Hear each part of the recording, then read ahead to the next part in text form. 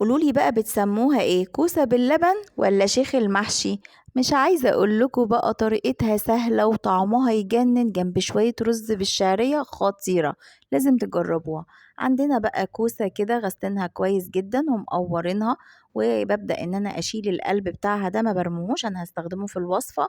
وابدأ ان انا اخططها كده تجزيعات بالشكل ده، اغسلها بقى كويس جدا واخلص كل الكمية بالشكل ده. القلب بقى ببدأ ان انا اقطعه قطع صغننة عشان انا هستخدمه. عايزه اقول لكم هيبقى احلى من الكوسه نفسها. عندنا بقى طاسه كده سخنه ومعلقه زيت، ربع كيلو بقى من اللحمه المفرومه هنعصجها هنا، بس انا استخدمت نص كيلو، قلت بقى اعصجها، خدت نص الكميه ونص الكميه اعملها في وصفه تانية.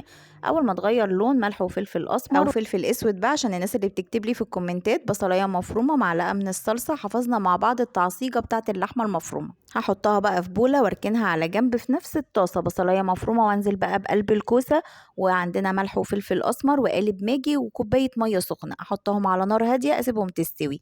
طاسه بقى كده سخنه ومعلقه زبده، وهدي بقى صدمه للكوسه. عايزه اقول لكم بقى الطريقه دي هتعلي من التست بتاع الكوسه كده بالظبط اهي، ازاي تاخد اللون الجلد الخطير ده زي لسعه كده. وابدا كده اسيبها تبرد واحشيها باللحمه المفرومه. ما تملاش للاخر، انا عايزاها 3/4 كده. عندنا بقى الصوص بتاع الكوسه استوى، انزل بقى في الكوسه تستوي كده وتكمل سوا. بقيه اللحمه المفرومه عينتها على جنب. بعد كده جبت بقى كوباية من الحليب، معلقة من الدقيق، معلقة من الزبدة، اللي هو بديل الكريمة اللباني. الكوسة بتاعتنا استوت، هنزل بقى بالكريمة دي واحط على شوية جبنة موتزاريلا، ادخلها الفرن.